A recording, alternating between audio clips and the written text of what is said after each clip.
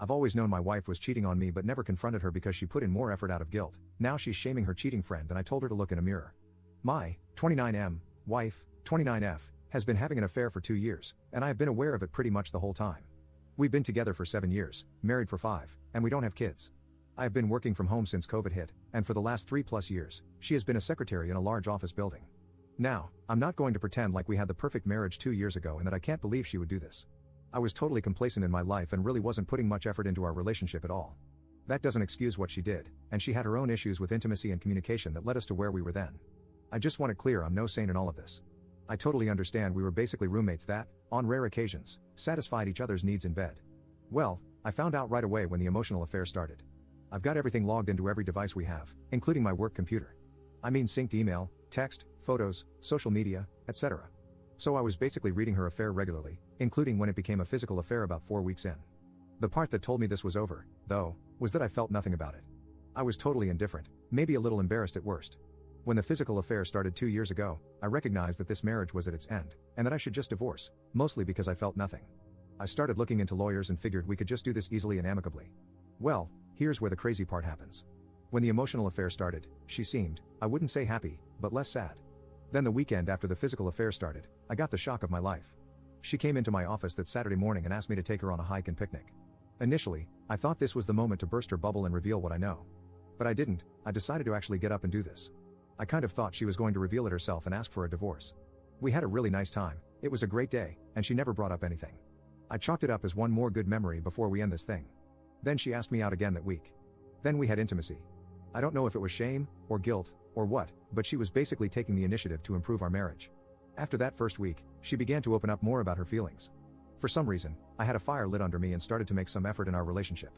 I began reconnecting with some old friends and got all the laundry off the gym equipment. The affair continued, but as we spent more time together over those early weeks, and since it really gave me no concern and everything seemed better, I decided to just forget about divorcing her and start enjoying my life.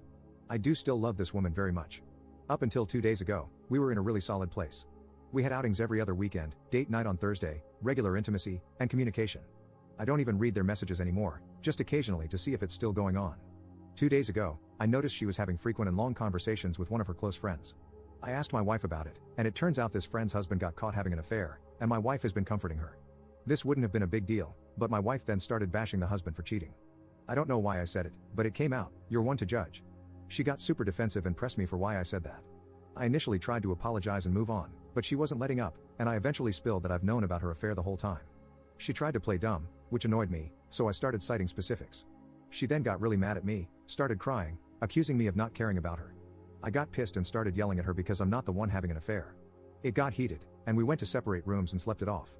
Yesterday morning, she got up extra early and went to work before I got up. I tuned back into their messages, and she had broken up with her affair partner. He was messaging her constantly on every app, and she just kept blocking him. She came home early yesterday.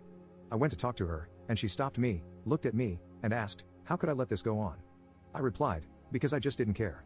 She then called me a huge jerk and locked herself in our bedroom until she left for work this morning. She got home tonight, said nothing to me, and locked herself in again. I can't even imagine in what bizarro world I could possibly be the jerk in this situation. Is there a perspective out there where I am? If so, please share it with me because in my mind, there isn't. Update 1. First off, I appreciate everyone's comments on the original post, except those of you who just get on and throw insults. You need therapy more than anyone on this whole sub. Anyway, the conversations I'm going to share below were in no way linear. We jumped around in topics, talking about this, which led to that, only to come back to this, reveal that, and so on. So, I'm going to just try and put it all together as coherently as possible. Like I said in a comment on the other post, my wife finally came out at around 12:30 a.m. Friday and joined me on the couch in my office. She curled up next to me and just cried for a solid 15 to 20 minutes, and we were just silent otherwise. When she was ready, we began talking until we were worn out. We picked that up again last night, which was also taxing.